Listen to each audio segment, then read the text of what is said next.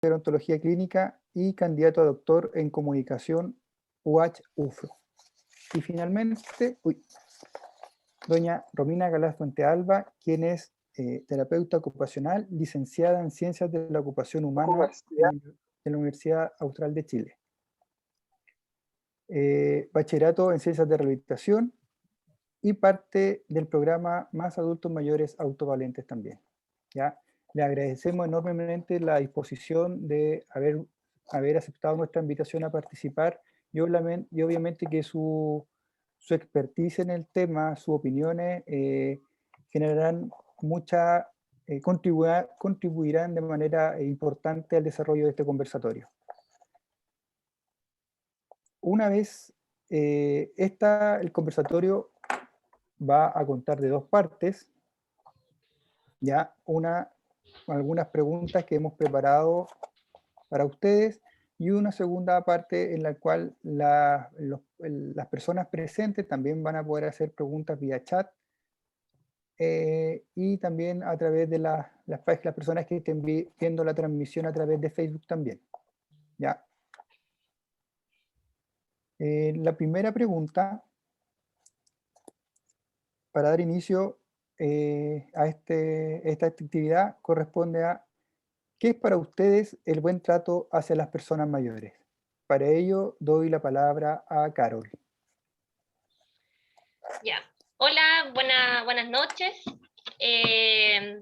Bueno, mi nombre es Carol Lara, soy kinesióloga del Sexo en las Ánimas, del programa Más Adultos Mayor Autovalente. Bueno, el buen trato del adulto mayor, bueno, es algo que está súper en boga, ¿cierto? El buen trato, pucha, va más allá de poder decir hola, ¿cierto? Y decir hola, ¿cómo estás? ¿Cierto? Actualmente hay un programa que es del Senama, ya que está dedicado a visualizar todos los problemas que pueden tener ciertos los adultos mayores, ya, y está encargado principalmente de promover y ejercer los derechos de las personas mayores, ya actualmente en la sociedad. Ya hay que tener en cuenta de que hoy en día los adultos mayores sufren maltrato, ¿cierto?, de distinto índole, principalmente familiar, ya, a través muchas veces de la parte patrimonial, ya, y muchas veces son ninguneados, por decirlo de alguna manera, los adultos mayores. ¿Por qué? Porque se ven viejitos, ya está el tema de que, porque son personas mayores que se no entiendan, ya, y aquí entra un tema también de empatía. Ya, la empatía es súper importante tanto para las personas mayores como también para el resto de la gente, ¿cierto? Ya también hay que tratar de comunicarse bien con las personas mayores, ya también eso es parte del buen trato, ya dar explicaciones claras, ¿cierto? Ser enfático, ser respetuoso siempre en cada conversación, no porque la persona sea sorda, uno lo va, por ejemplo, a gritar, ¿ya? Siempre hay que tener esa precaución porque la persona puede sentirse ofendida, ¿ya? Por eso el tema del buen trato hoy en día es súper importante, ya para que hayan políticas públicas hoy en día para los adultos mayores y se puedan respetar y para que ellos puedan tener un buen pasar, ¿cierto? Puedan cumplirse sus derechos y cortemos con el tema del maltrato finalmente. Muchas gracias. Pedro, por favor, si puedes dar respuesta a la pregunta. Está muteado. Bien, sí, ahí sí. Sí, respecto un poco a lo que hemos conversado, las barreras que vemos en salud, quizás yo lo que diría primero es que tenemos una barrera en cuanto a conocimiento. Lamentablemente, en tema de el envejecimiento, no es un tema que conozcamos mucho. Sobre todo el tema cognitivo, que es algo que en el área en el que yo me encuentro, lamentablemente hay como una caja negra respecto, no solamente en la sociedad completa, sino también en salud, lamentablemente. ¿Qué cosa es un olvido benigno, por ejemplo? ¿Qué es lo que es esperable dentro del envejecimiento en términos cognitivos? Eso es algo que no siempre está claro en salud, en los funcionarios de salud, en los profesionales de salud. Y y tenemos un GES, que en este momento es el GES-85, Alzheimer y otras demencias, y que, bueno, uno no sabe si le hace bien o le hace mal, porque en alguna medida uno puede ver el vaso medio lleno y decir, bueno, ahora es GES, ¿no es cierto? Y como equipo nos tenemos, es un desafío como equipo, que tenemos que formarnos para poder detectar cuando está pasando algo, cuando es algo normal y cuando es un envejecimiento patológico. Y en ese sentido, yo diría que esa es la primera barrera, o sea, la barrera del conocimiento. Creo que están desactualizadas nuestro conocimiento en términos de envejecimiento. Por lo tanto, muchas cosas que no son normales en el envejecimiento lo tomamos como algo normal. Y de ahí es que también surgen los prejuicios. El prejuicio respecto al envejecimiento surge un poco por la desinformación o la falta o la ignorancia respecto a temas que son fundamentales.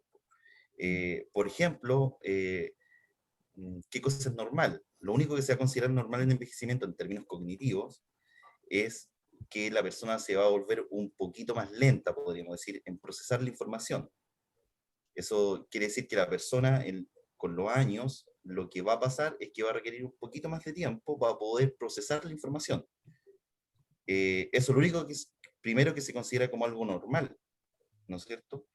Y olvidos, en general, no se van a considerar algo normal. Sin embargo, hay una gran caja negra ahí donde, como funcionarios de salud, normalmente no sabemos distinguir qué cosa es lo normal y qué cosa no, ¿no? Y es por eso que también, a lo que decía Carol respecto a que en ocasiones se habla más fuerte o se tiende a utilizar un lenguaje como infantilizado, también tiene que ver con algo que no comprendemos, que tiene que ver con esta disminución de la velocidad en que procesamos la información. Por lo tanto, tenemos que hablar un poco más lento. Pero hablar un poco más lento no significa que a la persona que le estoy hablando tiene algún problema o sea tonto, sino que estoy hablando más lento porque en ese momento de la vida las personas necesitan un poquito más de tiempo para procesar lo que antes procesamos más rápido.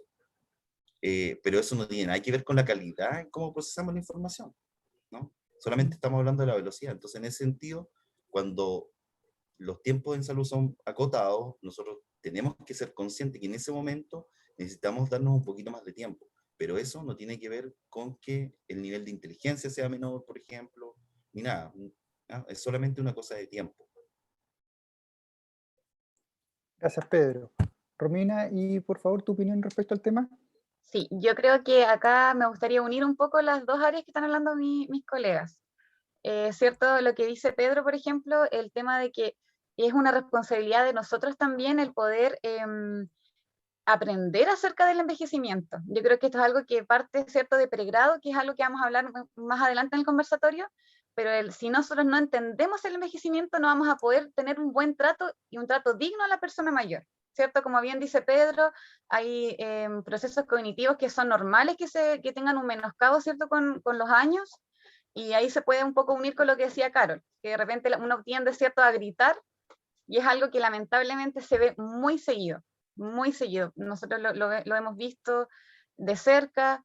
Yo creo que el buen trato parte desde que la persona, por lo menos, digamos, hablando desde nuestra experiencia, desde que la persona entra al SOME, digamos, hasta que es atendido por el profesional, ¿ya? Y ahí se pueden unir un poco todo lo que habla Carol, ¿cierto?, que es tratarlos con amabilidad, ¿cierto?, la escucha activa, tratarlos como sujetos que tienen una sabiduría que nosotros no tenemos, y eso es para mí muy valioso, ¿cierto? Comunicarse de manera clara y precisa, respetar sus derechos. Eso para mí es el buen trato al adulto mayor y hacerlo partícipe de su tratamiento o rehabilitación. En el fondo, por eso, por lo menos nosotros desde terapia ocupacional nunca ocupamos la palabra paciente, siempre ocupamos la palabra usuario, ¿ya? ¿Por qué? Porque el paciente, en el fondo, para nosotros no es tan parte del tratamiento como lo es un usuario, digamos, ya que es, en el fondo está haciendo uso ¿cierto? De un sistema de salud donde la persona es un ser integral y uno tiene que, ¿cierto?, ver todas las aristas de esa persona que es holística, digamos, para poder tener finalmente un buen trato y una buena atención para esa persona. Muchas gracias. Miguel Ángel, ¿y para ti? ¿Qué es el buen trato hacia las personas mayores? Hola, buenas noches a todas las personas del panel y a todas las personas que nos están viendo a través de las redes sociales. Si pueden, convíen el link. Bueno, el buen trato en atención primaria, donde yo me desenvuelvo, yo creo que se sustenta en base a la empatía. Alguno de los panelistas anteriores habló de la empatía. El buen trato en el buen trato es clave la forma en cómo el profesional de la salud es capaz de conectarse con el relato y es capaz de conectarse con la vivencia y con la sintomatología que el paciente va describiendo, en este caso el adulto mayor, la persona mayor, debido a que nosotros a partir de nuestra formación de pregrado tenemos una fuerte carga positivista. Significa que nosotros generalmente consideramos que esa enfermedad, que es patología, los síntomas que nosotros podemos ver, que podemos cuantificar, lo cartesiano, pero existen muchos elementos del contexto, existen muchos factores cognitivos y psicológicos que también generan patología, también generan síntomas, y es importante que el profesional de la salud se conecte con esa matriz cultural y de esa forma aumente la empatía y también de esa forma se genere un buen trato. Porque si las matrices culturales o las matrices cognitivas son distintas entre la persona que consulta y el profesional de la salud, va a haber incomunicación, va a haber un problema en la relación médico-paciente o profesional de la salud, usuario, para estar en el nivel del debate, y eso va a generar de pronto, puede generar de pronto un buen trato hacia quien en ese momento necesita ayuda. Así que yo creo que el buen trato, viendo la pregunta, parte de la empatía y se podría definir como la forma en como nosotros nos conectamos con la experiencia, con el vínculo, con esta interacción, y termina siendo una relación fructífera y una buena experiencia para quien recurre a un profesional de la salud. Gracias, Miguel Ángel, por tu opinión. Ahora, el único problema es que me mataste la segunda pregunta, po, porque la segunda pregunta que teníamos planificada era en relación a la empatía. Entonces, el resto de los panelistas, por favor, si puede profundizar un poquitito más después respecto también desde su perspectiva, cuál es el rol y también dar en este caso, muchos de los conectados son estudiantes, ¿no es cierto?, de odontología, también tenemos conectados de otras carreras, estudiantes y profesionales, y me gustaría saber cuál es el rol que ustedes le dan a la empatía en atención de salud. Romina, si partes tú, por favor. Está silenciada. Como bien decía Miguel Ángel, ¿cierto? Yo creo que es difícil desligarlo del buen trato. Yo creo que está totalmente unido, ¿cierto? Y como decía Carol al comienzo del conversatorio, la empatía va mucho más allá de ponerse en el lugar del usuario, digamos. Ya, yo creo que, como bien decía Miguel Ángel, el tema de saber, ¿cierto?, qué patologías son, por ejemplo, las más comunes que pueden tener los usuarios, informarse acerca ¿cómo se llama?, de las características que pueden tener las diferentes patologías, ¿cierto? Eso también nos hace ser más empáticos, ya sea en la atención que vamos a tener, en las derivaciones que pueden ser pertinentes o no. Eso para mí es la empatía. Carol, para ti. Por favor, chao. Carol. Está silenciada. Disculpe, me quedé pegada.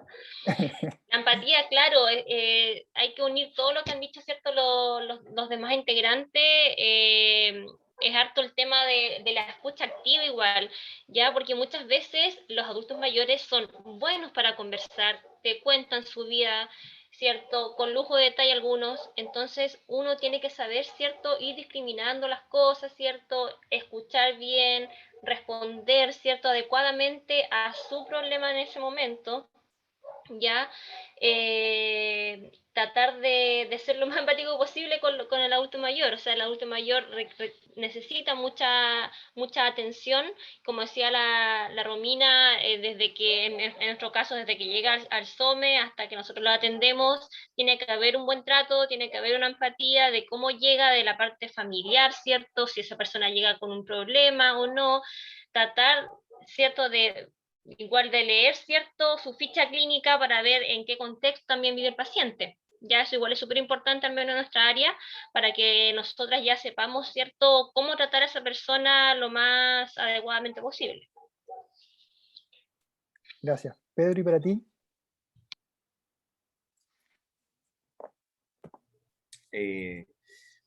Yo tiendo a pensar que la mejor manera de poder mirar el tema de la empatía con el tema de los adultos mayores tiene que ver con que nosotros vamos a ser personas mayores, si tenemos suerte, digamos, porque si no tenemos suerte nos morimos antes.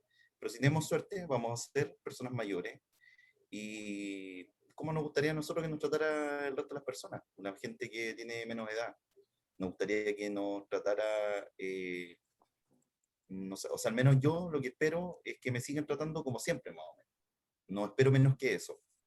Y por lo tanto yo creo que como funcionario público y funcionario de salud es lo que donde yo trabajo tratamos de hacer. O sea, la dignidad está antes que todo. Y entonces lo que tengo al frente es una persona. Y esa persona no tiene ninguna diferencia conmigo en ese sentido. A lo mejor hay diferencias en cuanto a muchas cosas, ¿no? Para empezar, yo estoy ocupando un rol en ese momento, la persona es un usuario, ¿no es cierto? Yo soy un profesional, ocupamos roles distintos, tenemos una historia distinta, pero en términos como de, de igualdad, ¿no es cierto?, de una persona con otra, estamos en la misma condición. Entonces, en ese sentido, yo pienso que uno, es como, ¿qué es lo que uno quiere? ¿Cómo quiere que lo traten cuando sea viejo? Y ese es el parámetro que uno tiene que ocupar para poder comunicarse con la otra persona. Eso creo que me parece que es como una buena forma de poder empatizar, ¿no? Cuando veo yo distinto del otro como un grupo de personas distintas a mí y que yo nunca voy a estar en esa situación, creo que es más difícil poder empatizar. Muchas gracias, Pedro. Continuando con la última pregunta que hago yo, porque después las preguntas van a ser realizadas por los miembros de nuestra directiva. Me gustaría preguntarle acerca de la mirada, y si bien Pedro ya lo deslizó sutilmente, ¿no es cierto?, lo que relacionado con la dignidad, ¿qué le falta a la sociedad hoy en día o qué debería mejorar en cuanto a la percepción y a la mirada hacia el envejecimiento y hacia las personas mayores? Porque, ¿no es cierto?, actualmente estamos viendo que en todos los matinales es un tema bastante recurrente en la pandemia, la preocupación que hay, pero de repente también pasamos al otro extremo de la infantilización, ¿no es cierto? La vulneración de derechos, que ya lo conversamos. Entonces me gustaría saber su opinión respecto a qué nos falta como sociedad, o qué deberemos mejorar como sociedad para enfrentar esa etapa de la vida. Eh, ¿Parto yo ya, o parte no? usted, por favor, Miguel Ángel. Es que esta pregunta la hemos conversado con Pedro y con el doctor Neira cuando aquellas largas clases del magíster.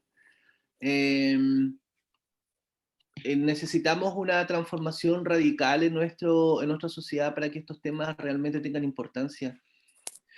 Es paradojal y es realmente gracioso que en esta sociedad, cuando hayan problemas sociales o problemas sanitarios de impacto como el COVID, no haya un control de precios de los alimentos y de las proteínas, que son lo que debe consumir un adulto mayor. Si ustedes se dieron cuenta, cuando uno iba al supermercado a la mitad de la pandemia, las proteínas subían enormemente su valor y las pensiones básicas solidarias seguían en el mismo rango, 150, 160 mil pesos. Por lo tanto, es imposible que haya una valoración de las personas mayores desde el punto de vista de su independencia, desde el punto de vista de cómo enfrentan las dificultades, y como sociedad somos absolutamente insensibles. Y cuando hablamos absolutamente insensibles, porque tampoco hay control de precios, por ejemplo, en los fármacos. La mayoría de los adultos mayores tienen patologías crónicas, muchos de ellos tienen polifarmacia y tampoco hay control de precios en los fármacos y hay colusión de los medicamentos.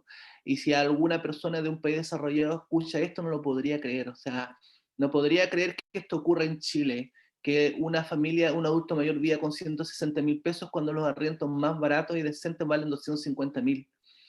Cuando con lo que ganan no les alcanza para vivir y caen en la dependencia absoluta de algún hijo y terminan siendo algunos voluntariamente muy felices, pero otros obligatoriamente una asesora de hogar o asesor de hogar que busca techo y protección. O sea, ¿cómo cambiamos esta situación? Con un cambio paradigmático en la forma en que convivimos y con un modelo socioeconómico, sociocultural absolutamente distinto. Por lo tanto, la discusión es muy profunda e involucra muchos factores, involucra el mundo político, el mundo económico, el mundo educacional, la forma en que las personas se educan y la forma en que a nosotros nos forman en pregrado. Para muestra un botón, y también lo hemos conversado cuando discutíamos gerontología, los parámetros de laboratorio, los que trabajan en salud, esos parámetros son para personas que tienen 60 años. O sea, no existe cuál es la creatinina normal o cuál es la glicemia o cómo debería ser los parámetros de laboratorio de una persona que tiene 85. Por lo tanto, el cambio, cómo nosotros logramos transformarnos como sociedad para ser un espacio que reciba, proteja y haga más llevadera la vida del adulto mayor, van a pasar por lo menos 20 años siendo optimistas. Pero este tipo de iniciativas que está haciendo los estudiantes de odontología y este grupo de profesionales que está ahora participando en el webinar es una buena señal, porque estamos trabajando para nosotros, y aquí hay que ser un poco egoístas también, porque todos estos esfuerzos que estamos haciendo nosotros van a ser para que cuando nosotros seamos adultos mayores vivamos en una sociedad más justa, y ojalá que esos cambios sean más rápidos. Por eso es importante reflexionar, por eso es importante los temas gerontológicos y geriátricos ponerlos en la educación de pregrado y también ponerlos en cada uno de los debates y las discusiones políticas que existen. Así que esa sería mi reflexión un poquito larga y un poquito hippie, pero yo creo que es importante también tocar este tipo de temas. Gracias, Miguel Ángel. Ricardo. Dale, Pedro. Sí, escuchando a Miguel, igual él estaba a veces en su primera parte de su exposición, como que uno queda un poco desanimado, ¿no es cierto? Como, porque son tantos los desafíos que tenemos. Pero, sin embargo, yo igual pienso que cuando lo devolvemos a la persona, al potencial que tenemos cada uno de nosotros, los que estamos conectados aquí, los que trabajamos con personas mayores, cuando no tenemos que pensarlo como que es nuestro en realidad, o sea, el tener una idea, una mala idea de la vejez, o sea, tener un prejuicio respecto a la vejez, la verdad es que nos hace mal a nosotros mismos, a la propia persona que tiene esa mala idea de la vejez, porque está comprobado con estudios que lo que si una persona piensa, tiene una idea mala acerca de la vejez, ¿no? Que la vejez es estar al frente del sillón con el control remoto cambiando de canal todo el día, si tiene esa idea, ese es un factor de riesgo para esa persona, porque muy probablemente va a ser lo que va a terminar pasando. Entonces, yo pienso que lo que tenemos que mirar las personas es que nuestra idea de la vejez es lo que nos va a definir a nosotros cómo nosotros vamos a ser viejos. Y entonces tenemos que ponerle cuidado a cuál es la idea que tenemos de ser viejos. Porque eso va de alguna manera a generar el cómo lo vamos a vivir cada uno de nosotros. Entonces, no es solamente para los otros nuestra idea de la vejez, no es para las personas que atendemos o para nuestros papás, sino que es para nosotros mismos en realidad. Gracias, Pedro. Sí, a mí me gustaría aportar lo último, que hay que considerar, igual que hoy en día la expectativa de vida es mucho mayor. Ya ahora las personas llegan fácilmente a los 85 años. Nosotras con Romina tenemos usuarios que son muy autovalentes a los 85 años. Ya, entonces, por ejemplo, por algo existen estos programas preventivos, como es el programa Más Adulto Mayor Autovalente, que está en APS, ya, en el cual somos parte con Romina. Y obviamente va mucho más allá de la prevención, sino que también hay qué nos falta como país. Ya el tema de las políticas públicas para los adultos mayores, los derechos, que se cumplen los derechos de los adultos mayores, ya hay un tema igual, como decía Miguel Ángel, político, ya algo mucho más profundo de lo que lo que se pueda ver, ya porque el adulto mayor no le alcanza para vivir, ¿cierto?, con su pensión, tienen polifarmacia, ya tienen muchas comorbilidades, ya, lo cual lo hace de que después pierden la autovalencia. Ya, entonces, obviamente APS se está haciendo parte de la prevención de esas cosas y de la rehabilitación también, ya, pero también la parte económica también es importante. Sí, bueno, primero valorar todos los comentarios de mis compañeros, ¿cierto? Pero lo que dijo Miguel Ángel lo encontré notable, porque la verdad que tiene que ver totalmente con las políticas públicas en salud. O sea, esa mirada no se puede invisibilizar. Ya el tema, ligándolo con lo que dice Carol, ¿cierto? Es algo que, bueno, yo creo que todos los vemos, pero nosotros lo vemos mucho más de cerca porque nuestro trabajo es 100% con adultos mayores, ¿cierto? El tema de las bajas pensiones, ¿cierto? Que eso va a influir en las oportunidades que la persona tenga para hacer diferentes, por ejemplo, actividades de ocio, tiempo libre, ¿cierto? Para acceder a una mejor alimentación, ¿ya?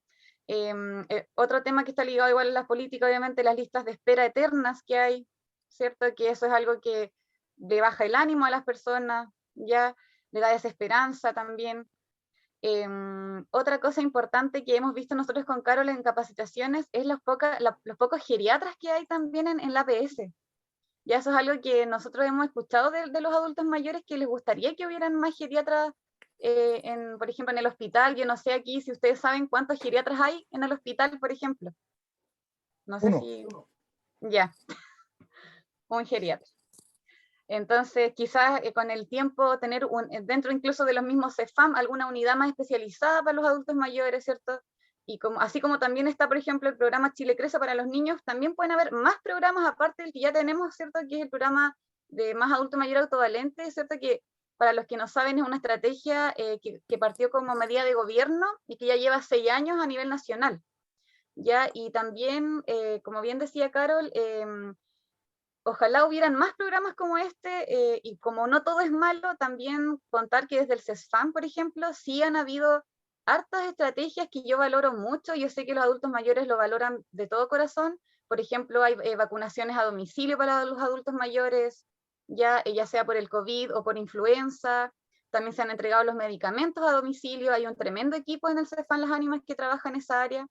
Así que, y en general siempre los médicos tienen la empatía, por ejemplo, que como decía, parte desde el SOME hasta la misma atención.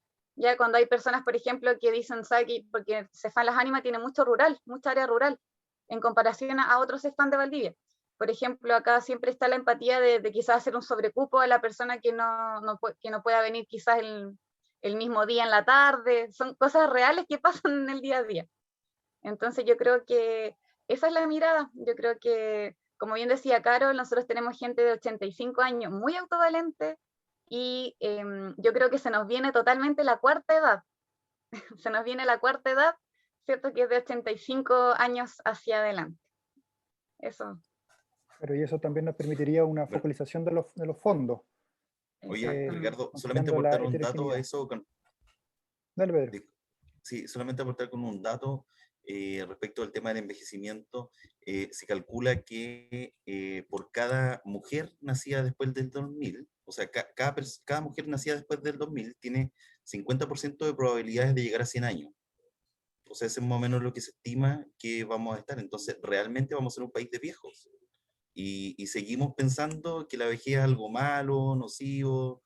Entonces, eso realmente es algo que tenemos que cambiar así como de plano, porque ya nos vamos a volver cada vez un país más de viejo. Entonces, no podemos seguir con esta idea de la vejez. Gracias, Pedro. Ahora le doy la palabra a José Vega, quien es uno de los miembros de nuestra agrupación, para que realice su pregunta. Buenas tardes a todos. Agradecer al panel de expertos y a todos los que nos están acompañando. Ha estado muy entretenido el conversatorio hasta el momento. Y me gustaría saber qué estrategias proponen para evitar la discriminación por edad en la atención de salud.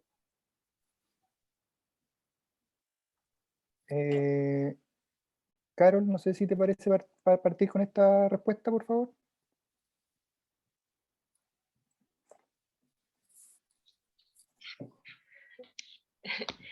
Ya, ¿qué estrategias para evitar la discriminación? Pucha, la verdad es que yo creo que todas las preguntas se van a ir uniendo a las respuestas que hemos estado hablando todo este rato, ¿cierto?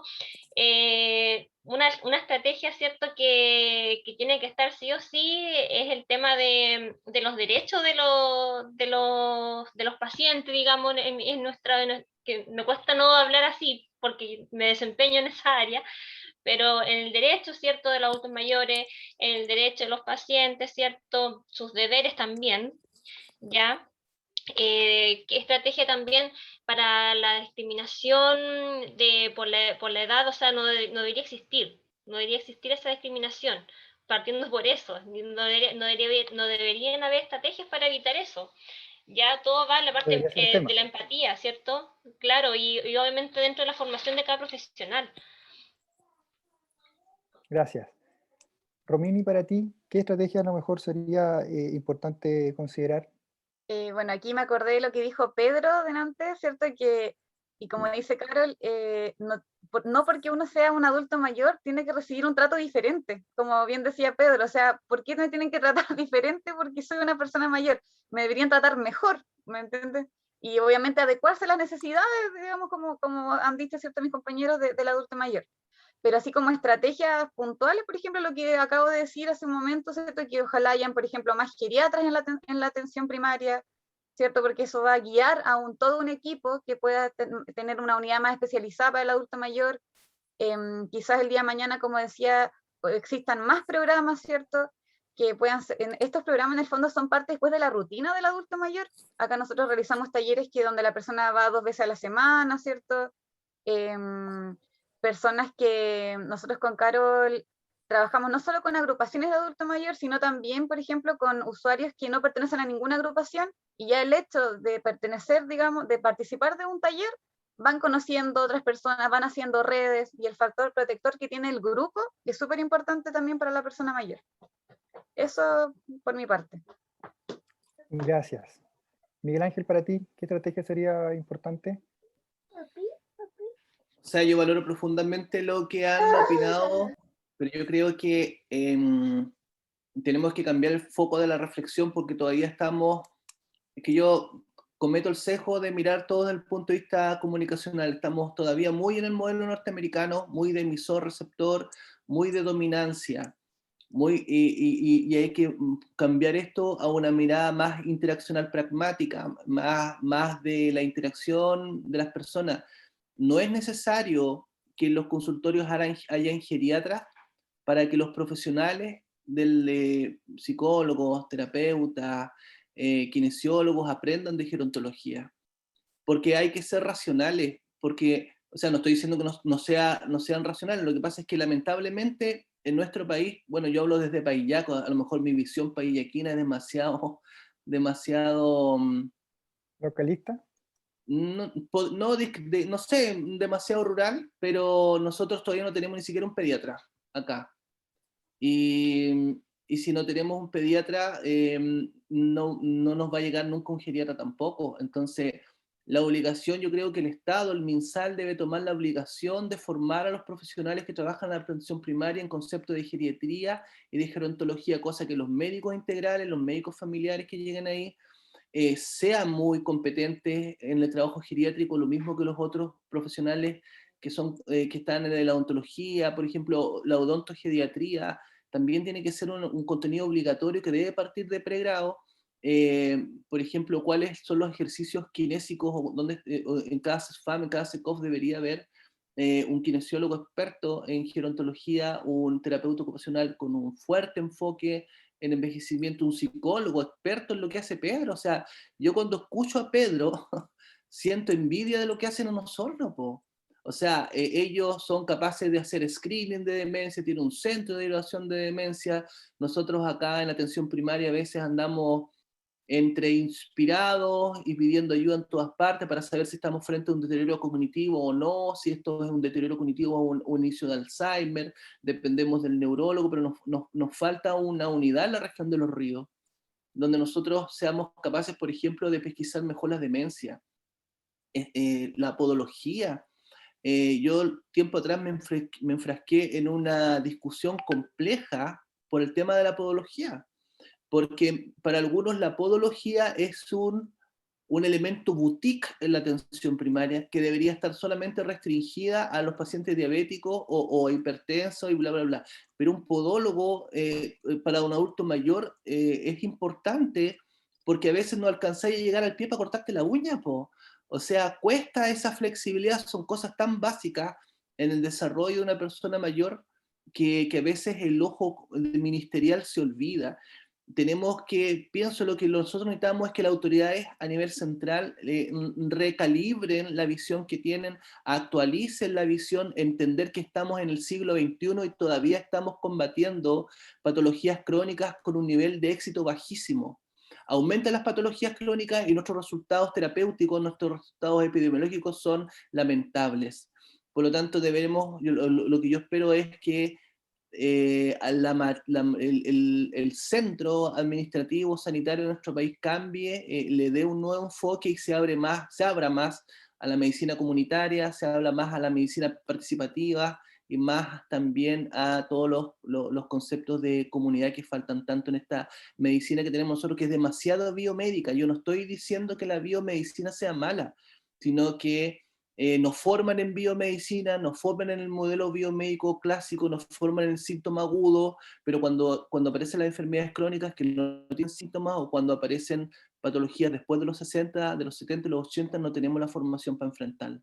Falta un giro más paradigmático en el enfoque clínico ministerial. Eso. Carol, ¿tú querías intervenir?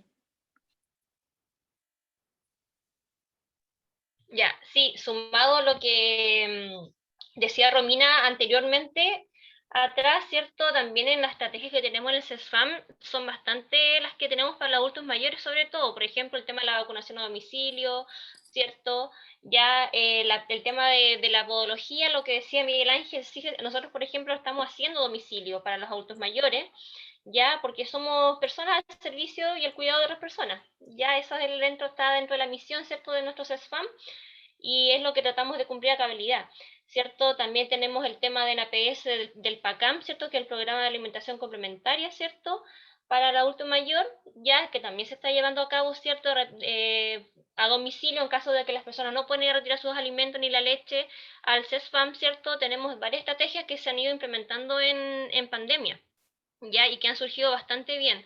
Nosotras mismas en el programa estamos haciendo nuestro programa a través virtualmente, tratamos de hacer llegar ciertos videos y material audiovisual a nuestros usuarios, sus hogares, para que ellos puedan seguir con la estrategia de prevención, ¿cierto?, de nuestro programa, y para que ellos puedan realizar y sentirse autovalentes todavía, y ya cuando llegamos a presencial, ¿cierto?, no se sientan que han perdido un año y medio, ¿cierto?, y han retrocedido. Ya la idea es de que ellos se sientan autovalentes el mayor tiempo posible, ya, y que no retrocedan, ¿cierto?, sino que vayan mejorando o se vayan manteniendo, ¿cierto?, dentro de su condición. Pedro.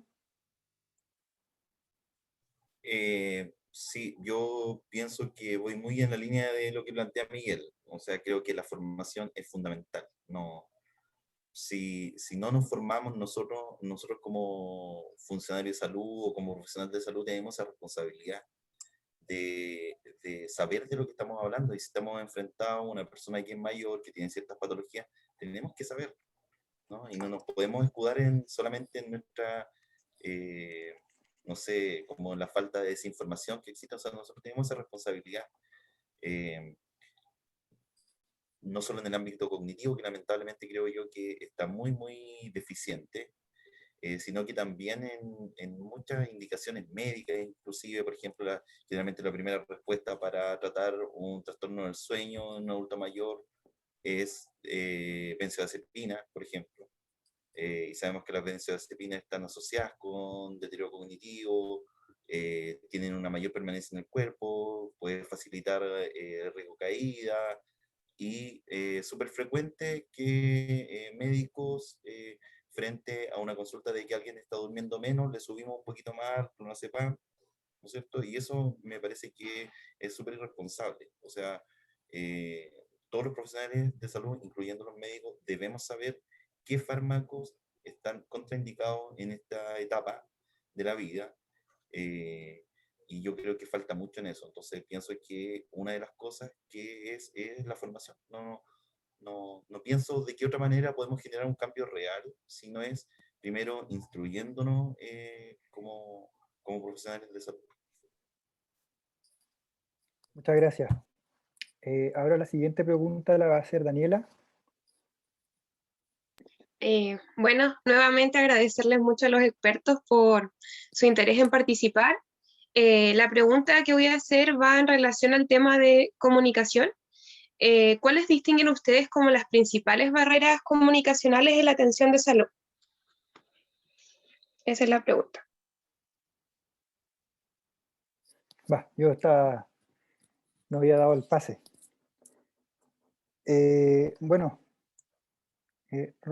Romina, me gustaría que tú partas en esta ocasión. A ver, dentro de lo que yo pienso que podría ser una posible respuesta a esta pregunta. Dentro de lo que te ha tocado ver a ti, por ejemplo, en el programa. Sí, entendiendo, por ejemplo, que es cierto que este mismo programa de Mayores Sonrisas partió, ¿cierto?, en pandemia. Bueno, es algo que nosotros nos ha tocado ver a cabalidad, ¿cierto? Como decíamos, en nuestro caso, ¿cierto? En nuestra labor que hacemos todos los días, nuestros talleres eran de manera presencial, ¿ya? Nosotros íbamos a las sedes del adulto mayor, ¿cierto? Ellos acudían también al CESFAM, al auditorio, que siempre se nos ha prestado en el CESFAM para ellos también. Entonces tuvimos que hacer todo este cambio de manera remota, ¿cierto? Y ahí vino el gran desafío, que partió con harta incertidumbre, ¿cierto? Ayudándoles entre todos los programas más AMA de Valdivia igual, porque justamente todos estos talleres tenían que ser, ¿cierto?, vía WhatsApp, vía Facebook, ¿ya? Y ahí parte, ¿cierto?, cosas tan básicas como que el adulto mayor, por ejemplo, tenga internet o no en su casa para poder acceder, que tenga o no un computador, que tenga un celular o no lo tenga. Y nosotros, por lo menos desde el CESFAM, estamos trabajando fuertemente con las personas que sí tienen este acceso, pero también con las que no lo tienen. Por eso nosotros hemos hecho una gran coordinación también de poder enviar, por ejemplo, cuadernillos a domicilio. Se han enviado aproximadamente 4 cuadernillos ya.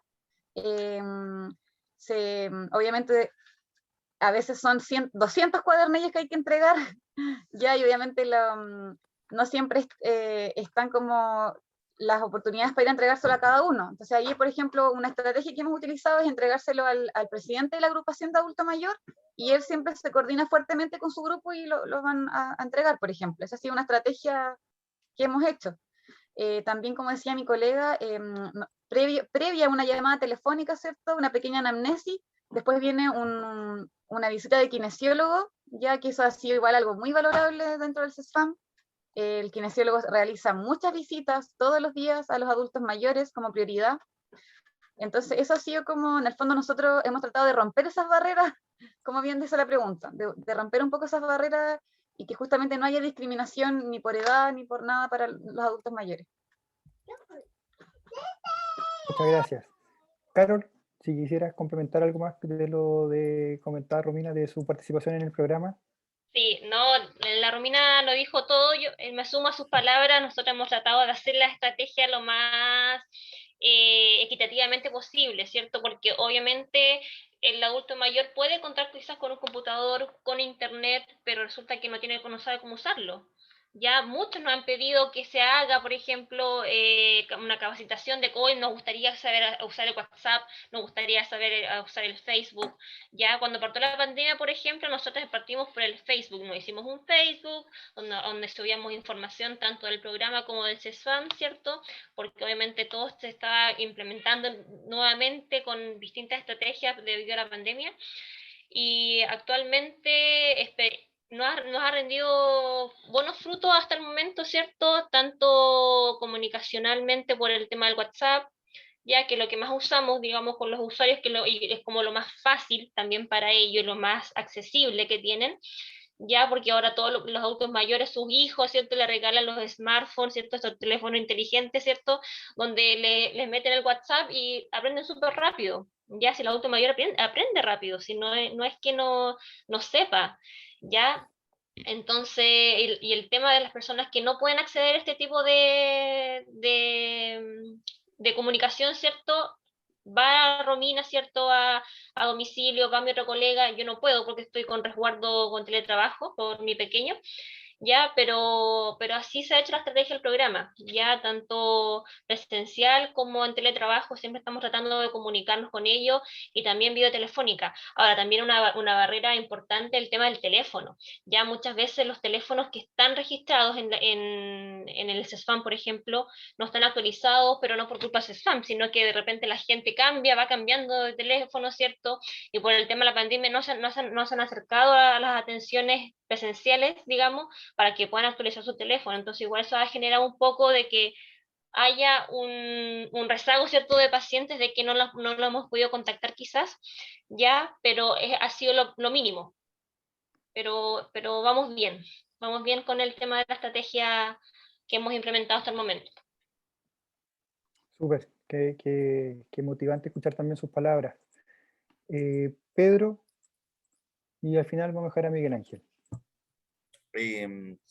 Bueno, respecto a eso como una estrategia, yo creo que algo que fue como que ya mencioné, ¿no es cierto?, que algo normal dentro del envejecimiento es que nos volvemos un poquito más lentos para procesar la información y que esto no tiene nada que ver con ser menos inteligente, no tiene nada que ver, o sea, son dos cosas absolutamente distintas. La calidad de la información no tiene por qué verse afectada por la velocidad del procesamiento.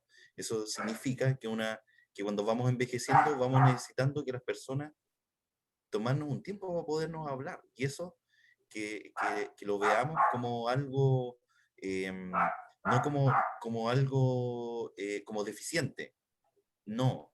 O sea, cuando estoy hablando con una persona simplemente es una cosa de tiempo, y eso yo creo que lo sabemos, lo sentimos. A veces las personas no nos entienden, una persona mayor en ocasiones no nos entiende no porque le hablamos muy rápido, y eso tenemos que hablar más lento, y obviamente ese cambio lo tenemos que hacer sabiendo que eso no tiene nada que ver con inteligencia. Entonces eso yo creo que es algo súper simple, concreto, y que podemos llevarlo a cabo en nuestra vida cotidiana como profesionales de salud. Ok. ¿Y Miguel? Sí, aquí estoy. ¿Me escuchan? Sí, te escuchamos. Y después Ya. damos la palabra también a nuestra docente colaboradora, Yanina Amaro, que está levantando las manitos, parece. ¿O no, Yani? ¿No? ¿Sí? ¿No? ¿Cómo? Ya, no, habla nomás, Carrasco, te escuchamos. Bueno, nosotros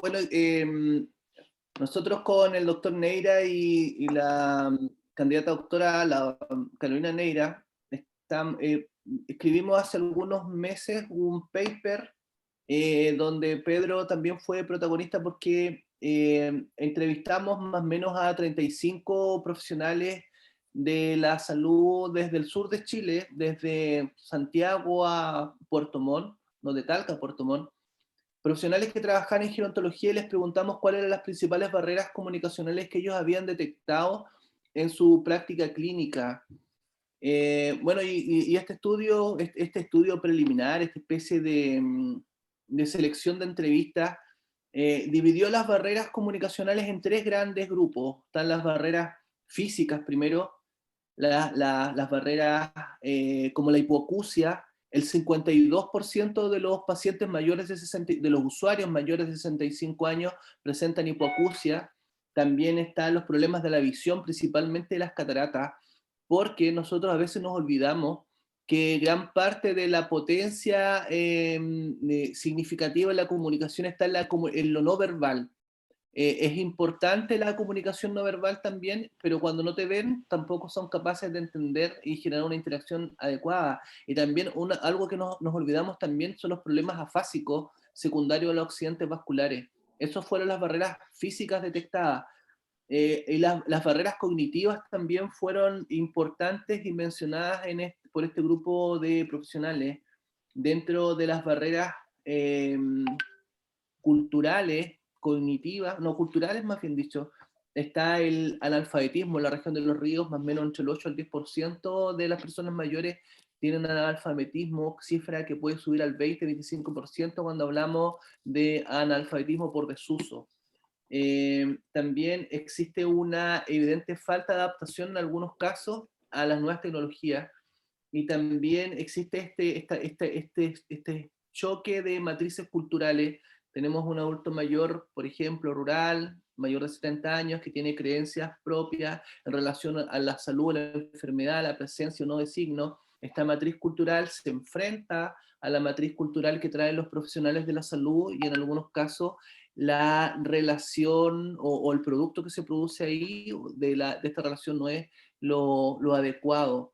Y también están las barreras psicológicas o neuropsicológicas, donde está el aumento de los deterioros cognitivos, el aumento de los trastornos ansiosos, y también el aumento de la demencia tipo Alzheimer. Por lo tanto, existen muchas barreras físicas, cognitivas, psicológicas, que impiden la comunicación con las personas mayores. Y cada uno de estos grupos son un mundo, en el sentido de, para mejorar la hipoacusia necesitamos la ayuda de otorrinolaringólogos, de fonoaudiólogos, lo mismo para los problemas visuales, una buena guapo, una derivación a un centro de referencia para las cirugías. Por lo tanto, la necesidad de trabajar en red es súper importante.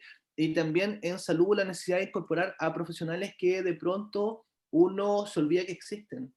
Por ejemplo, los mediadores culturales, la presencia de una persona que sepa de antropología, de sociología, para entender la forma en que las matrices culturales también afectan el proceso comunicativo y la forma en la cual los contenidos clínicos que nosotros necesitamos entregarle a los adultos mayores, a las personas mayores, son importantes de manejar también. La medicina de donde vengo yo, la medicina rural, la medicina con una fuerte carga,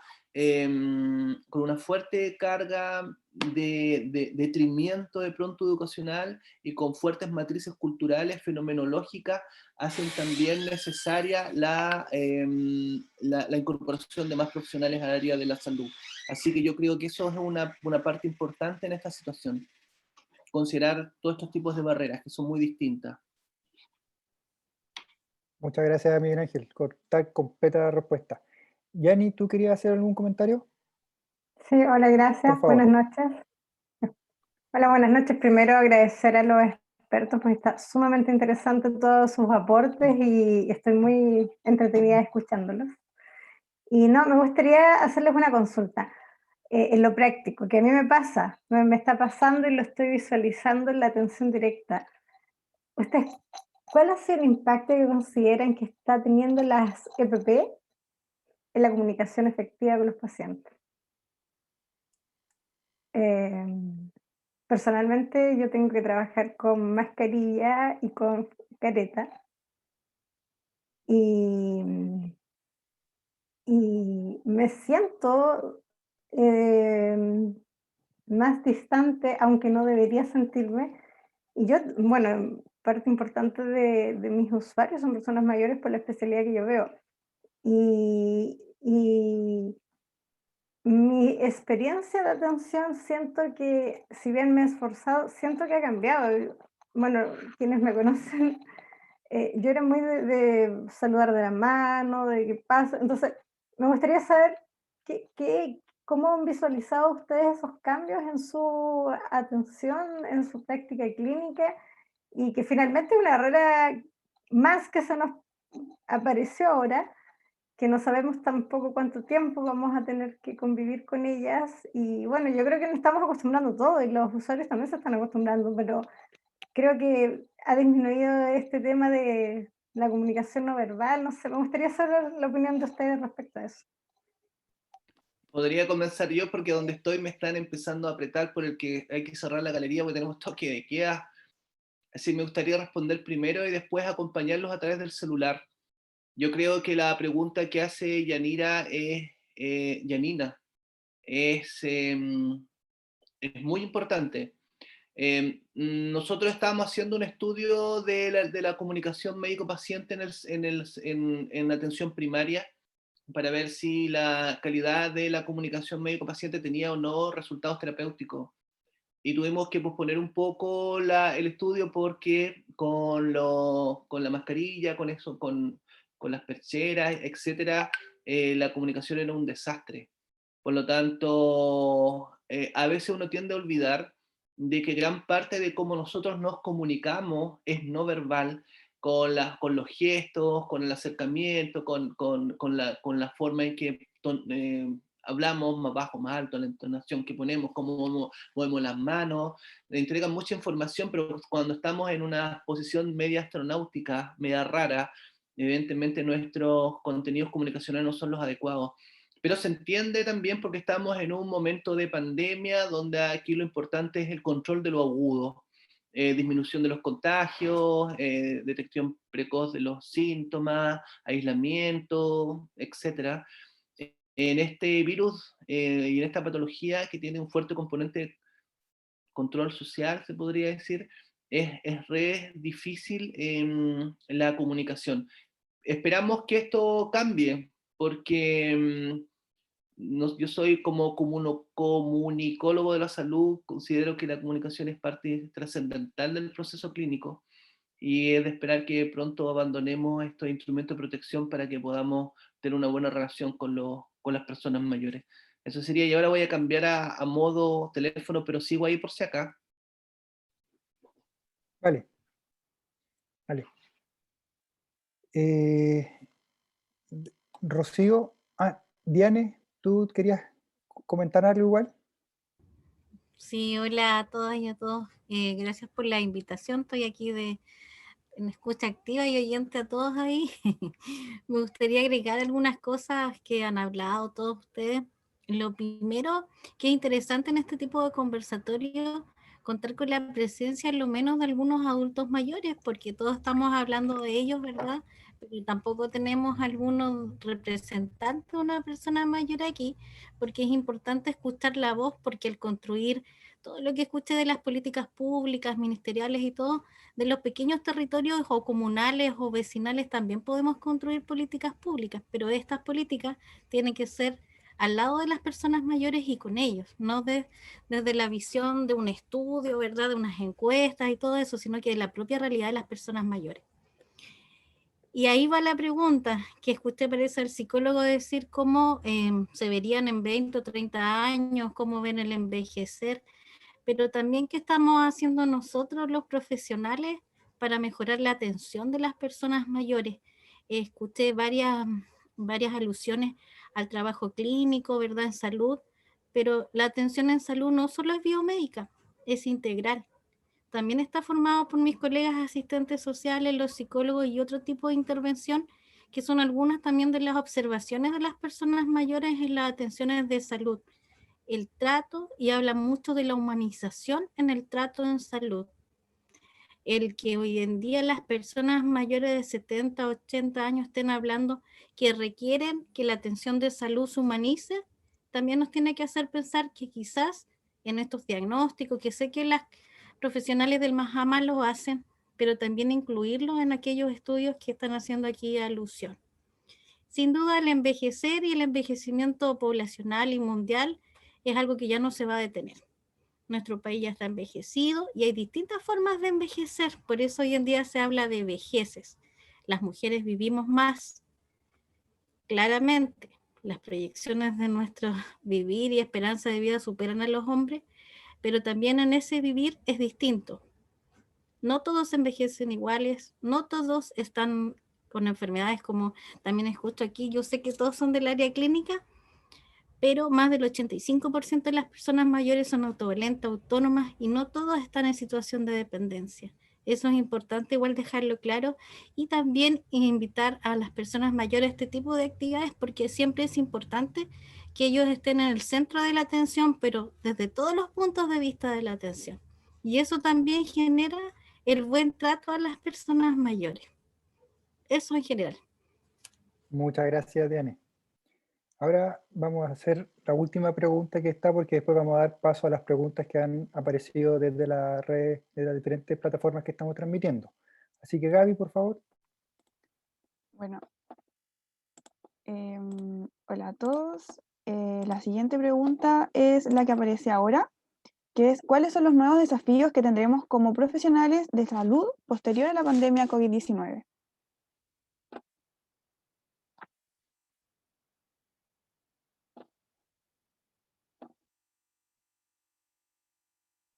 Estaba muteado. Pedro, porfa, te doy la palabra.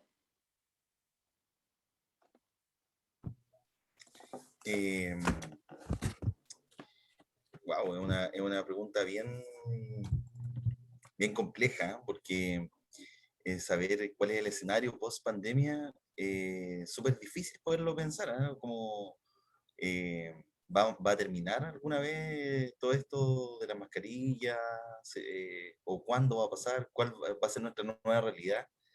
Yo creo que es difícil, no me lo imagino yo al menos.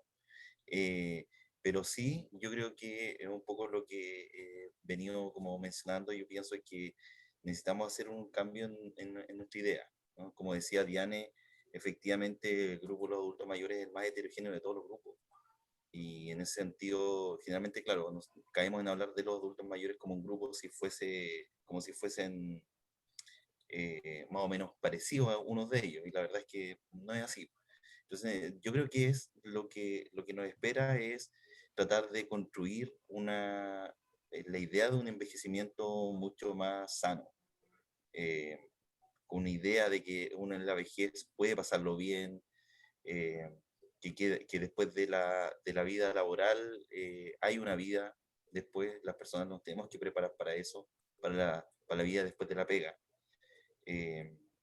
Y esos son temas que yo creo que están ahora en pandemia, van a estar después de pandemia, y es el desafío que tenemos, sobre todo nosotros como chilenos, que tenemos una expectativa bastante alta en comparación a nuestros vecinos. Y yo creo que es un tema que llegó para quedarse. Y eso es, o sea, revisar cuál es la idea que tenemos de la vejez, y cambiarla, modificar nuestra idea que tenemos de la vejez. Creo que ese es como el desafío que tenemos. Muchas gracias, Pedro. Romina. Bueno, al igual que Pedro, es una tremenda pregunta. Una pregunta bien compleja, yo creo que tiene muchísimas respuestas, pero de lo que yo opino, ¿cierto? Creo que, como bien decía Pedro, el poder, yo creo que informarnos más. Si nosotros no estamos informados, ¿cierto?, acerca de lo que es el envejecimiento normal, ¿cierto?, de lo que se espera, lo que puede ser patológico o no, desde ahí, ¿cierto?, parte el buen trato. Y como bien decía Dayan, igual, me gustó mucho lo que habló Dayan. Ella, ¿cierto?, dijo algo muy importante, y ojalá que para la próxima vez, ¿cierto?, hayan más adultos mayores igual en este conversatorio. Igual sería bueno generar discusión con ellos también. Finalmente estamos hablando de ellos, y qué más que ellos mismos saben su realidad y conocen su propia realidad. Yo creo que se viene, como bien dice Pedro, igual es complejo porque no sabemos realmente en qué va a terminar todo esto, ¿cierto? Pero yo creo que sin duda, y como he escuchado por ahí, se nos viene lamentablemente una pandemia de salud mental. Yo creo que eso es algo muy importante. Yo creo que vamos a necesitar el apoyo de todos los profesionales, ¿cierto? Pero sobre todo de los que están abocados en la parte de salud mental. Ya también en las funciones cognitivas, ¿cierto? Porque obviamente, como bien decía Carol también hace un momento, todo este tiempo que la gente no ha estado obviamente de manera presencial, obviamente uno hace lo que más pueda de manera remota, pero no es lo mismo, ¿cierto? Es como las clases, las teleclases, es como lo mismo. Ya las dificultades físicas, los problemas por artrosis, ya el no estar tan activo como estaban antes, ¿cierto? Que la rutina cambió, pero un giro de 360 grados. Entonces, obviamente que creo que ese es el desafío que se nos viene. Desafíos cognitivos, desafíos físicos, desafíos sociales. Somos seres integrales. Eso. Muchas gracias. Carol.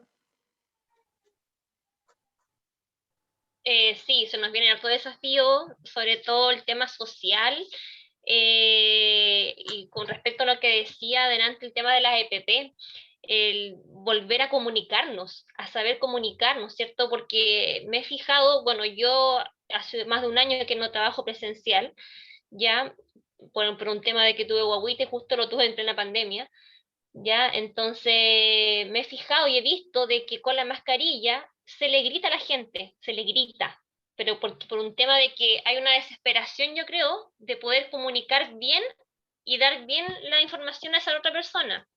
Entonces ahí entramos a un tema, ¿cierto? De que de repente la persona se puede sentir ofendida, ¿cierto? Y que, pucha, no me grite, ya, porque ha pasado. Ya, entonces el volver a comunicarnos yo creo que va a ser un buen desafío. El tema afectivo, ya, por ejemplo, hablando de mi experiencia, ¿cierto? Como kinesióloga del programa, somos de piel, ¿ya? El personal, yo, Carol Lara, soy súper de piel con mis usuarios, pucha, beso, abrazo, ¿cómo están? Ellos igual, ¿ya? Es mutuo, entonces, igual después de esta pandemia no se sabe cómo vamos a reaccionar, ya ante un beso o ante un abrazo. Ya, también existe el tema de las barreras, del desafío, perdón, físico. Ya, obviamente, como decía Romina, tratamos de llegar a todos nuestros usuarios, ¿cierto?, de la mejor manera posible, a través de videos, cierto material físico, ya, pero no es lo mismo, no es lo mismo, entonces claramente va a haber un deterioro, o sea, no es lo mismo de que tú estés ahí, haga esto, haga este otro, ¿cierto?, a que él esté en la casa siendo autodidacta, ya, porque eso principalmente es lo que se está dando, ya, así que, y nadie sabe cuánto más nos queda, cómo va a terminar o cómo va a empezar la otra etapa, no se sabe nada. Así que es un gran desafío, yo creo, el ahora ir, estar cada día mejorando y ir buscando nuevas estrategias para que el día de mañana sea lo más ameno posible todo este tema. Muchas gracias. La verdad que no veo a Miguel Ángel conectado, así que damos por finalizada esta primera etapa de las preguntas que están planificadas y ahora damos pase a las preguntas que fueron surgiendo de las plataformas, de las redes sociales donde se estaba transmitiendo. Vale, Valentina, porfa, tú haz la lectura de las preguntas. Buenas noches a todos, a los expertos, a los invitados, y yo principalmente como encargada de difusión también envío un afectuoso saludo a todos quienes nos están viendo en vivo a través de la página de Facebook, además de pedirles una disculpa por el inconveniente que tuvimos con la transmisión en YouTube. Quería comentarles a nuestros expertos e invitados que tuvimos un público bastante activo, que quedó bastante contento. Nos enviaron felicitaciones también a Diane, al doctor Miguel Carrasco, por su participación, así Te muteaste, Vale. que todos los temas abarcados fueron súper interesantes. También hubo comentarios al respecto de las cosas que mencionaron, como por ejemplo, que sí creen también otras personas que en la atención en salud se termina gritando en algunas ocasiones, así que han estado bastante activos en la escucha de nuestro conversatorio. Para comenzar con las preguntas del público, quiero iniciar con una pregunta que nos dejaron en Instagram, que dice: para el panel invitado al conversatorio, ¿cuáles son los cambios que realizarán al modelo actual de atención a personas mayores en el ámbito de la salud, comprendiendo que la intervención es integral hacia las personas mayores y no solo clínica? No sé si alguno de ustedes desearía partir dando la respuesta. ¿Carol? Lo que hemos estado haciendo, por ejemplo, con mi colega la Romina, hemos estado haciendo estrategias domiciliarias principalmente, ya sea a través de plataformas virtuales o a través de visitas domiciliarias para que nuestros usuarios tengan una atención, ¿cierto?, integral, en este caso kinesióloga y terapeuta ocupacional, ya que principalmente la terapeuta se va a la parte cognitiva, ¿cierto?, a la área de salud mental, y yo a la parte más física, ¿cierto? Y además nuestro programa tiene una etapa, ¿cierto?, un ítem de autocuidado donde se habla ciertos temas que son de interés del adulto mayor, ya no solamente kinésico ni de terapia ocupacional, ya sino también podemos hablar de duelo, que también pues, podemos conseguir cierta ayuda de un psicólogo, ya también vemos temas de sexualidad, ya que hemos tenido apoyo, ¿cierto?, de matronas, ya desde el CESFAM para también hacer este tipo de intervenciones, ya, o charlas. Entonces tratamos de que nuestro programa sea lo más integral posible, porque es así la estrategia, ya tanto preventiva como integral para el adulto mayor. Muchas gracias. No sé si alguno de los otros dos expertos que nos acompañan todavía gustaría responder, o damos paso a la otra pregunta. La otra pregunta no más vale. Ya. En ese caso, la siguiente pregunta que también nos dejaron en Instagram dice: ¿qué opinan de hacer capacitaciones a los profesionales de salud para que el buen trato parta del lenguaje? Es decir, que un profesional dé el ejemplo y no llame abuelito o viejito a las personas mayores. ¿Expertos quién? Yo creo que eso tiene que ver con el tema que hemos estado hablando, ¿cierto? Todo el conversatorio. Yo creo que es muy importante esa pregunta, el poder formar a los profesionales. Yo creo que de ahí parte todo. Ya el poder formarlos en el buen trato. De repente me gustaría quizás que Dayan pudiera contar un poquito igual acerca de algunos tips del buen trato, un poquito de la Convención de Derechos, pero así como quizás de manera general, que eso igual es algo que se pudiera hacer, por ejemplo, como capacitaciones a los funcionarios. De hecho, por ejemplo, Dayan, ella ha participado con nosotros en los programas, y alguna vez con Carol tuvimos la idea de que quizás ella pudiera también hacer esa formación a los profesionales. Ya ella por lo menos sí formó a muchos de nuestros adultos mayores en el área. Entonces, ahí vamos para responder la pregunta de la usuaria que decía cómo se pudieran formar un poco a los equipos. Bueno, gracias. Mira, actualmente junto a mi dupla, Diego Seguel, somos parte de un programa de la Corporación de Asistencia Judicial que se llama Defensa Jurídica Integral a Adultos Mayores. Uno de los componentes del programa está en capacitar en temáticas relacionadas con personas mayores y desde la promoción de los derechos a funcionarios públicos y del sistema privado y a la sociedad civil. Entonces, sin duda es importante y nos hemos dado cuenta porque los mismos profesionales hoy en día lo están pidiendo, porque ellos informan que en sus mallas de curriculares, cuando estudiaron una carrera, no tocaban temas relacionados con la vejez o gerontología ni nada así, a menos que se especialicen en un diplomado o en algún estudio. Pero cada día tienen que ir actualizándose, como bien dice Romina, desde la convención, ¿verdad? Chile ratificó una convención en derechos humanos en 2017, que de algún modo no todas las personas las conocen, los mismos adultos mayores no la conocen, y por lo tanto los profesionales deben recibir esa información, ya que la convención obedece que el Estado de Chile tiene que cumplir varios compromisos que en ella señalan, y en uno de esos también habla, por ejemplo, de el acceso a la información, las atenciones de salud, ¿verdad? Y en este programa que me encuentro trabajando actualmente junto a Diego Seguiel, nosotros tenemos una planificación para capacitar a funcionarios, ya desde dos líneas.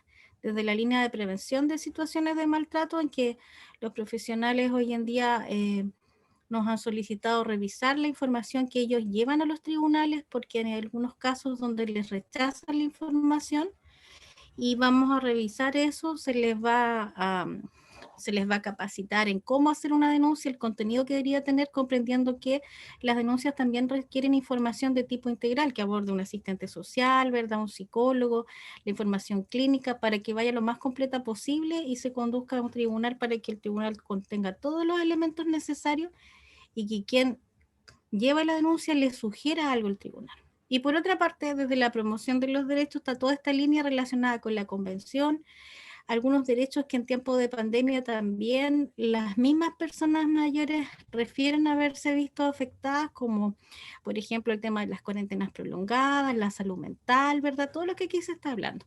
Y eso se va a ir desarrollando también con profesionales, pero ahora también en la línea con la sociedad civil, porque está muy a la mano este cambio cultural. Se promueve también desde otros escenarios, no solamente con profesionales, con estudiantes, sino también con la sociedad civil, para adquirir un compromiso de todos de hacer un cambio cultural.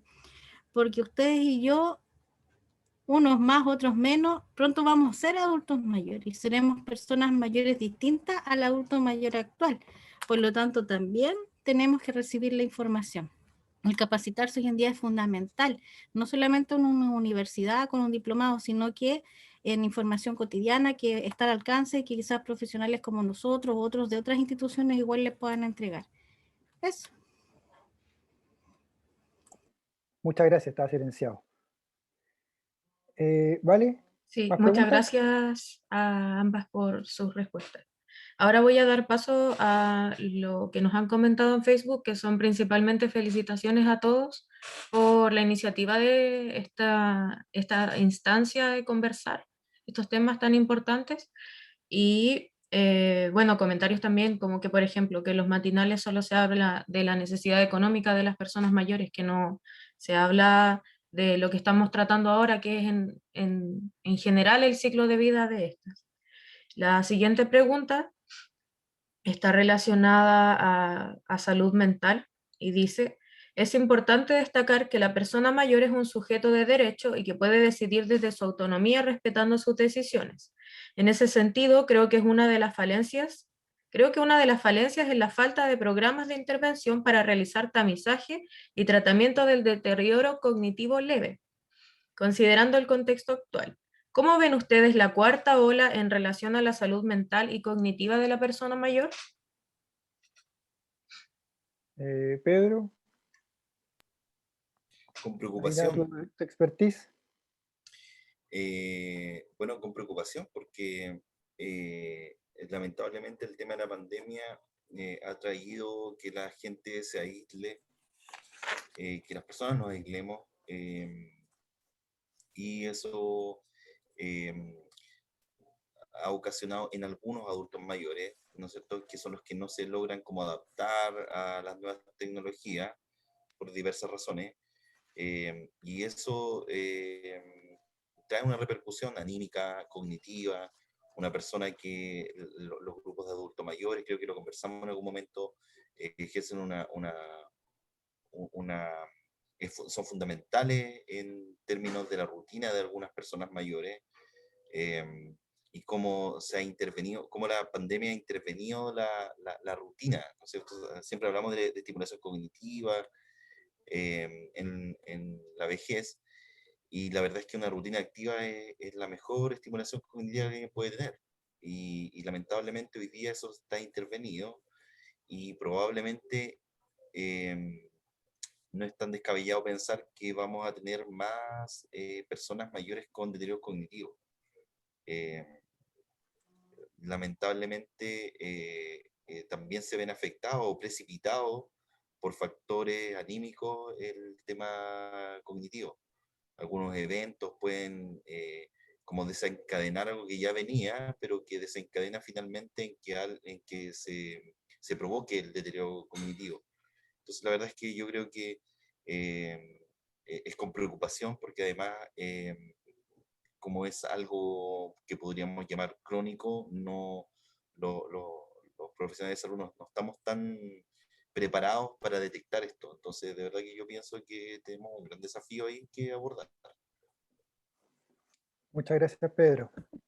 Ya para ir finalizando, la verdad que hemos estado prácticamente un poquito más de 1 hora y media conectados, y el conversatorio propiamente tal ha sido 1 hora 25.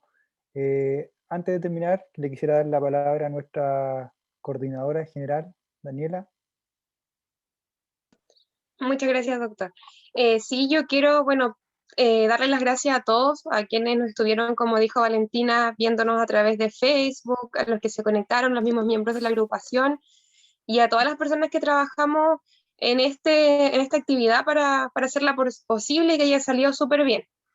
Eso, así que agradecer mucho a los expertos también por su tiempo, y les quería anunciar que próximamente vamos a tener otro conversatorio, el cual se va a tener de título Personas mayores desde enfoque de derecho y cambio cultural, para que estén atentos también a nuestras redes sociales, ya que pronto vamos a dar mayor información sobre esta actividad, en el cual va a participar Dayan Riquelme. Agradecer también la participación que tuvo hoy día, junto al abogado Diego Seguí el Rifo, para que estén atentos y nos sigan en nuestras redes sociales. Así que muchísimas gracias. Lo dejo a usted, doctor Neira. Bueno, para dar el cierre, o sea, unas palabras al final aquí me pidieron que hiciera un cierre global respecto a la actividad. Primero agradecer a Pedro, a Carol, a Romina, a Miguel Ángel por la disposición de su tiempo, ¿no es cierto? Conectarse un día, miércoles a esta hora de la noche, transmitirnos su experiencia, su expertise en los temas que hemos tocado. Realmente han sido visualizados en una profundidad bastante. Estamos claros que quedan grandes desafíos. Ya estamos claros que toda la sociedad está envejeciendo, todos vamos para allá, que las acciones preventivas que tengamos desde temprana edades va a ayudar a uno mismo, ¿no es cierto?, al cómo va a llegar a esta etapa de la vida, pero también nos va a hacer generar, y también tenemos ser bisagras, ¿no es cierto?, entes de cambio para esta sociedad, ¿no es cierto?, buscando el respeto hacia las personas mayores. Y con este tipo de actividades se está trabajando en pos de eso. También a los chicos que están viendo y que han participado en esta actividad, ¿no es cierto?, ustedes también van a tener ese desafío de cómo desarrollar sus habilidades blandas para cuando tengan que trabajar, enfrentar a las personas mayores en el trabajo del día a día. ¿Ya? Y eso, por mi parte, nada más que agradecer. Y como última cosa, nos gustaría pedirles si pueden prender sus camaritas para que tomemos unas fotos para el registro, ¿no es cierto? Y un recuerdo de esta grata actividad que tuvimos esta noche. Así que si pueden prender sus cámaras para tomar unas fotitos, se agradece. ¿Quién va a tomar la fotito, por favor? Ya Eso. tomo, Dani. Ah, ya, súper. Aquí estoy preparado.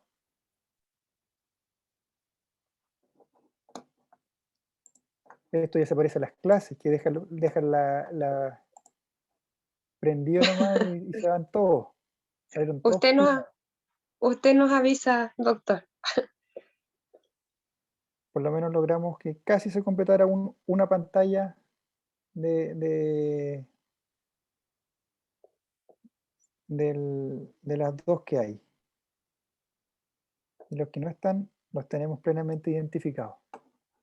Quedaron registrados.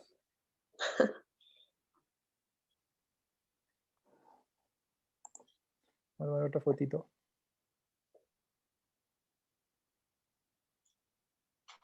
Ya, han sido muy gentil, se agradece. Pucha, ahora apareció la Cata. Antes no aparecía, ya, a ver. La última.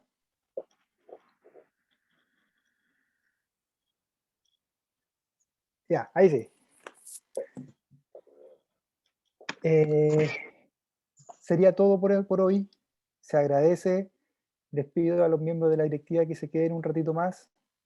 Carol, Romina, Pedro, muchas gracias por su disposición a compartir con nosotros. En Gracias a el ustedes. futuro, si hacemos algún otro tipo de actividad, probablemente lo estemos molestando nuevamente para que nos vengan a dar sus opiniones también. Sí, felicitarlo, felicitar a la escuela de odontología del Austral por esta invitación, ¿cierto?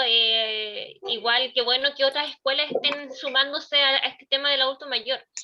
Ya no solamente la escuela de kinesiología o terapia ocupacional, ¿cierto? Sino que nosotros por parte en el CESFAM hemos tenido buena acogida también con los internos de odontología que nos han hecho charlas para los adultos mayores igual en el CESFAM cuando se podía.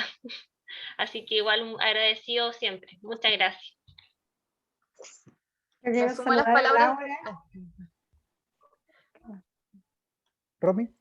No, lo mismo que Carol, Ah. despedirme y agradecer, la verdad, para nosotros es un honor poder participar en esto y felicitar igual a todo el equipo directivo, ¿cierto? Que igual se dio el tiempo de organizar esto de tan buena manera, así que a los que se dieron el tiempo de participar como oyentes, a los que conversaron. Muchas gracias, para nosotros es un honor y cuenten con nosotros para otra oportunidad. Muchas gracias. Ricardo, yo quiero saludar a nuestra colega, la doctora Frías, que además ella fue un nexo y también con el Cefal Las Ánimas importante en este proyecto. Así que Sí. saludar a Laura, que está ahí. Gracias, Laura, por tu apoyo.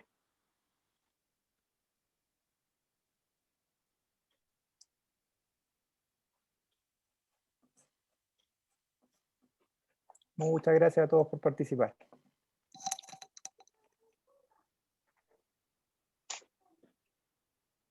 Ahí la Gaby, la más tecnológica, deja. Chao, Ricardo, chao a todos. Chao, Muchas Yanni. gracias, Chao a que todos, muchas descansen, gracias. Chao, chao. Gracias a su participación. que estén muy bien. Chao, muchas gracias. Chao, José. Me está echando ya, profe. Ah, no, se tiene que quedar, po. Sí, po, por eso.